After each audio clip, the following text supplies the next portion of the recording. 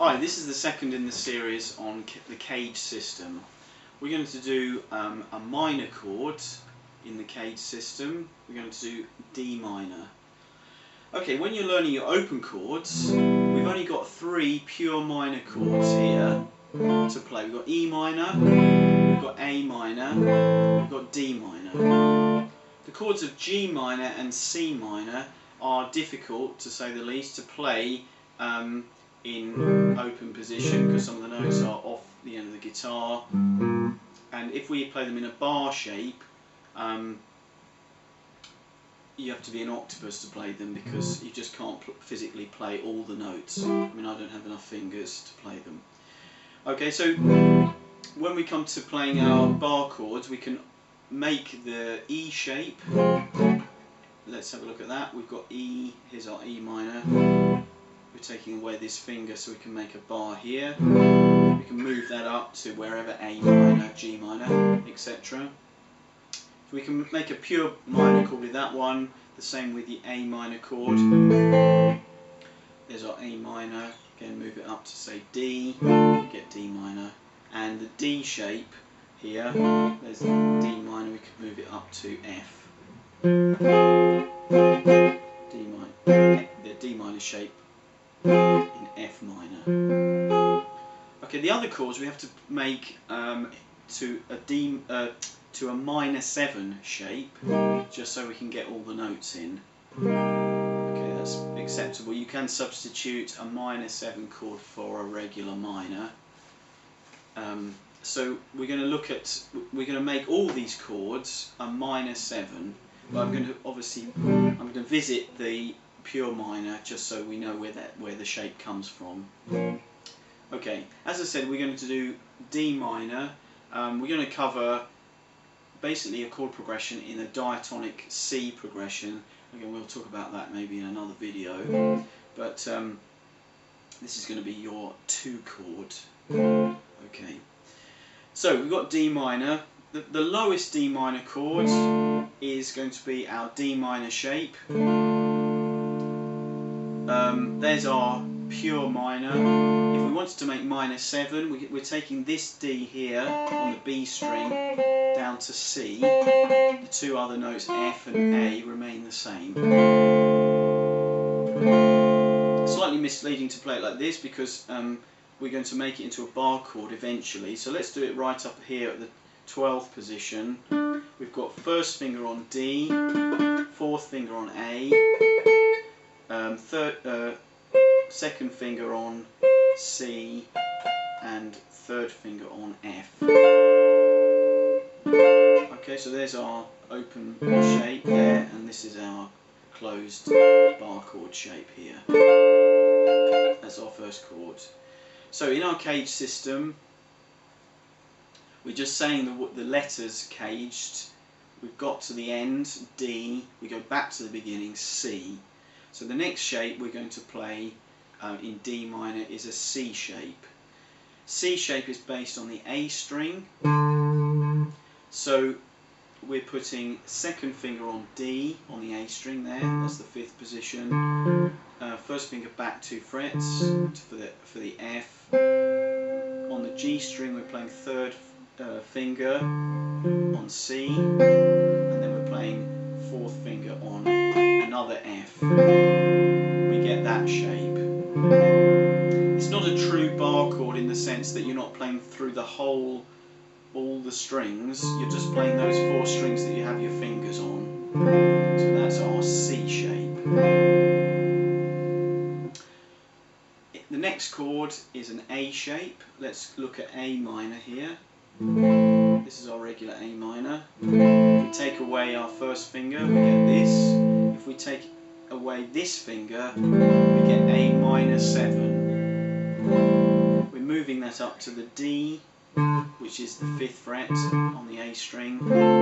We get D minor 7 in an A shape. Remember, these 2 notes here, the C shape and the A shape, share the same root notes. This one's here, that one's there. Next chord, we've had C, we've had A, we're going to G next. This is a nice voicing. We've got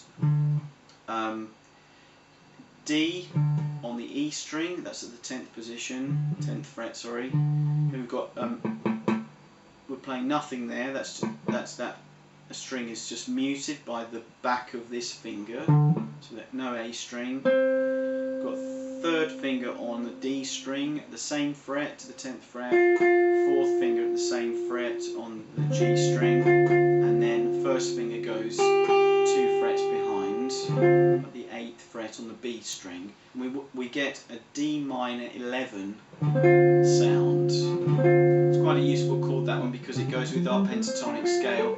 You can see how that goes together. Okay, so we've got that. So we've had a D shape, we've had a C shape, we've had an A shape, we've got a G shape. Next shape is an E shape. So let's look at our pure minor E. There's E. We're going to play an E minor 7 shape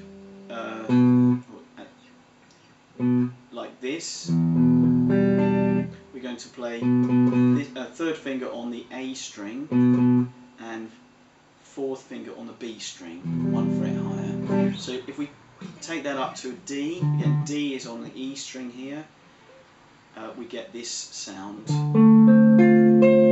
I'm only playing to the B string because if I play this note as well, we get kind of quite a crunchy dissonance, quite nice. Okay, so that's our E shape. This is our regular minor chord, and this is going to be our minor 7.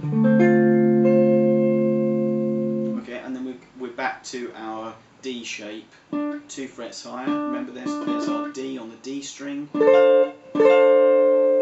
get that, either that one or regular minor, pure minor there. Okay, just to recap then, we've got D shape, minor 7, D shape, D minor, D minor in a C shape, D minor in an A shape, D minor in a G shape, that's the 11, D minor 11, D minor 7 in a E shape, there's our regular pure minor in an E shape, and again we've got a D minor shape in D minor, D shape, D minor. Okay, how do you practice these? Well, first and foremost, what you want to do is get the shapes underneath your fingers. So what I suggest is you pick one of the chord shapes you want to be good at, and just play, say, 10 of the chord. And repetition is the name of the game. You don't want to be pressing the chord down for hours and grinding your teeth, and because you're not actually learning anything after about the first 5 seconds. What you want to do is make the chord, go down the strings, make sure that the notes are ringing, you've got no chicken noises or anything like that. Play the chord and relax. Maybe touch the end of the guitar, put your hand in the air, whatever, and go back to the chord. I've practiced it a few times, so it sounds good. Maybe do that 10 times. Then go to another shape, another one you're not familiar with. The 11 one, this is a lovely, lovely chord. I could play that for hours. Make sure this string is muted, whatever. Another way you could do that is not just play chromatically up, use an exercise, chromatically up. Chromatic meaning going up one note at a time. You could start at the lowest one, you could play, say, G, play that one, relax your hand, 1 fret higher, relax your hand, and so on, up to maybe up to the octave up the top there, whatever you can reach. Another way to do things is to play along with some kind of metronome or backing track. I've got some backing tracks on my website. You can just make, if you download Audacity, just make them into a loop, or just loop them. We should see how to do that. Okay, I've made a sort of hip hop one in Ronnie Jordan style, whatever. in D minor. So we start off with our D minor chords down at the bottom here. What we want to do is play within a certain amount of time. We're just playing 4 beats.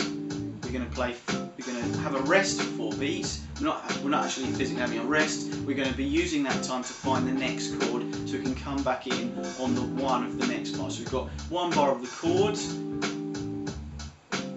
a bar of finding the next chord, and then we play the next chord on the next bar, and so on. Okay, so we're doing something like this.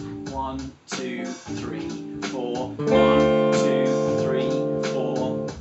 Find the next chord, and 2, 3, 4. Back to that chord. Okay. We're practicing in that way, so when you become comfortable about those 2 shapes, moving between the D and the C, then we could add in, say, the A shape. Let's just do from the C shape to the A shape. Let's do that. 3, 4. Think about what the next chord is, and okay, you could do that. Then we could add in the first chord. We could do all 3. 1, 2, 3, 4. Think about the next chord. The A shape. The idea is you're doing it not in a panicky way, so you don't know what you're doing. If it takes you 4 bars to find the chord, that doesn't matter, as long as you come in on the 5th bar with your new chord. And then you can, as you get better, reduce down the time that it takes you to play the chords. Hopefully you'll be getting to the stage where you're playing 1 chord per bar, for instance. 1, 2, 3, 4, 1, 2, 3, 4, 1, 2, something like that. We could do even, you get good, you can play 1 chord per beat if you like. Okay, once you've mastered that, we've got all the way up to our, let's do all the chords then, with 1 bar and 1 beat off, 1 bar off, find the next chord. 1, 2, 3, 4. That's going to be a C shape next. A shape.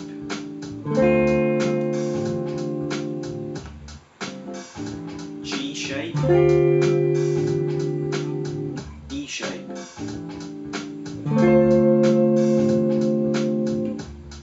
And D shape again. Okay, then we can go back down again. Okay, I won't do that now, you can do that yourselves. Okay, this gets you into good habits, hopefully musical habits, where you're playing in time and you've got a set of parameters whereby you can play the chord. The other thing is that when you're not playing, you're doing a karate chop here, so you haven't got any kind of extraneous noise happening with the open strings, or anything's happening. It just makes it all very nice and neat and tidy and tight. Okay? Say you've mastered that, that's easy now. You could do something else like doing leapfrogging. So what that involves is you're going from the D chord, you're missing out the C chord, you're going to the A chord, then you go back to the C chord, you miss out the A chord and you go up to the G chord. So let's look at that. 1, 2, 3, 4. Miss out the C chord, we're going to the A chord, back to the C chord, miss out the A chord up to the G shape, and back to the A shape, and up to the E shape.